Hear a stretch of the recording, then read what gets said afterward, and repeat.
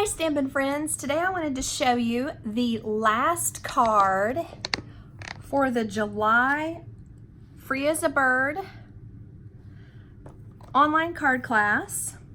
I'm going to actually show me making it. It uses the scallop note cards and envelopes. I've used the blue. These actually come in the Bashful Blue, I'm not sure if that's Petal Pink or Blushing Bride, Old Olive, and a Calypso Coral color. So what I did, I used a piece of Designer Series paper, 3 inches by 4 3/4, and just adhered it flat to the front of the card. Then I used a 1-inch wide piece of the gingham that comes in the pack of Subtles 6x6 Designer Series paper. It comes in all of the Subtles colors, and you have one side is diamonds and gingham, and the other piece of paper is that shape and some script writing. Then there's 2 of those in every color. Then I did the ovals, layering ovals, which this one's scalloped, and then the stitched shapes, which this one is the oval. And I popped it up on dimensionals. And I put it as close to the middle as I can.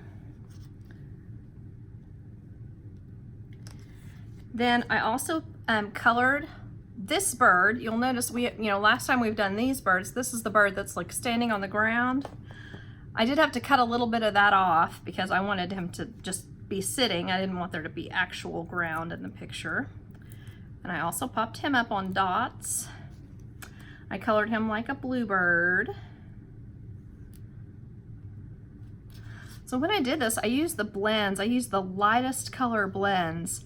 And then to make it look a little more real, I used the light crumb cake around the edges here and just left this completely white here in the underside, so that he looks like more like a real bird as much as you can.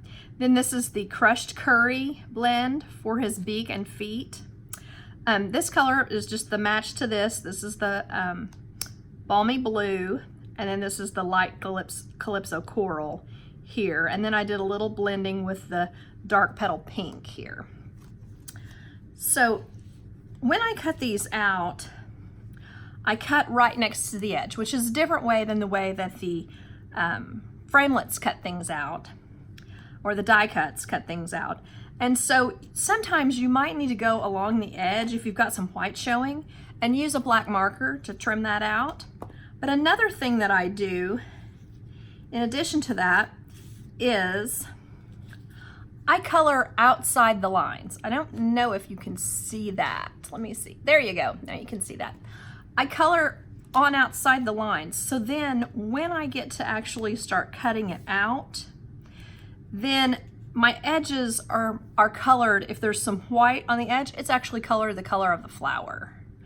So that's just what I do that I think saves me some time. And then on these little flowers, I went ahead and curled them kind of up because I think it makes it look kind of sweet. So I also cut out this little leaflet thing there and colored it with a variety of greens, which I like to do. Not necessarily as if there's a light source, just to show variation in color. So I used the light Old Olive, the light Granny Apple Green, and then some medium or dark Old Olive. So where I'm putting this is just right here. I need to put some snail on this one.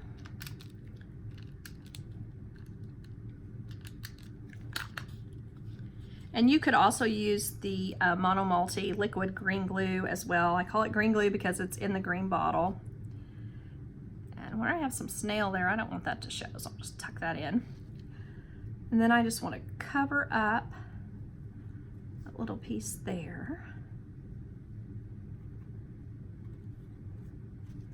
Okay. Then under these guys, I want to find a pack of tiny dimensionals, and it is not looking good, guys. Okay. Well, pretend I have tiny dimensionals on there. I'll use these edge ones. I don't know if you use these edge pieces, but I always use edge pieces because it's good to have them used up and not be wasteful.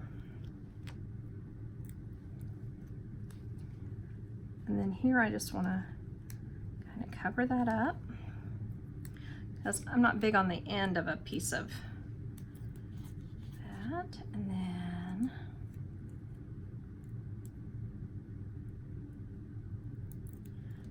here, one more, this one.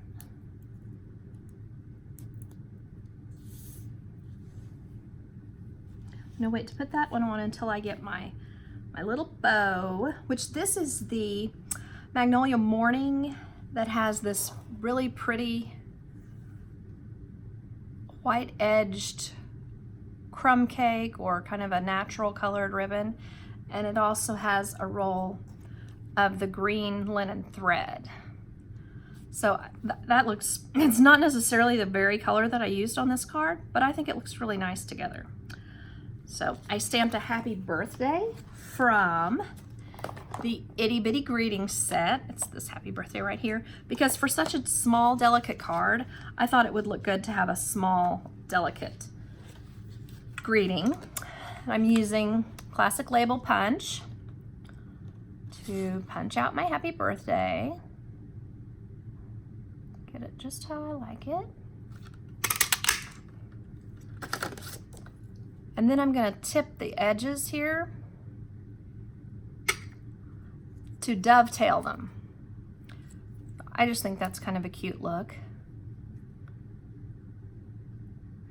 It would look just as nice if you didn't do that, because obviously the punch is made to not do that. And then, okay, let's see, I don't care for that being quite so, it's not quite centered, so I'm just going to do it one more time.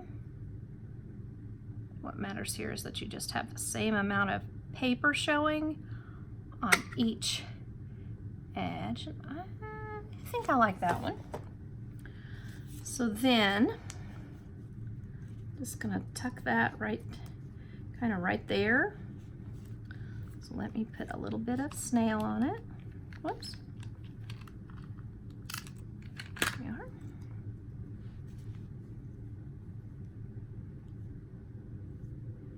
Put it right under there. And then I'm gonna put 2 layers, because this is up on dimensionals. I'm gonna put some under here.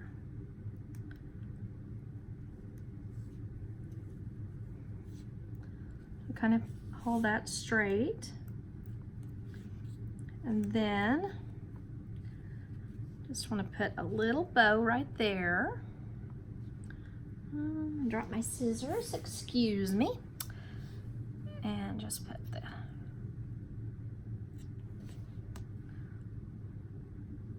one more.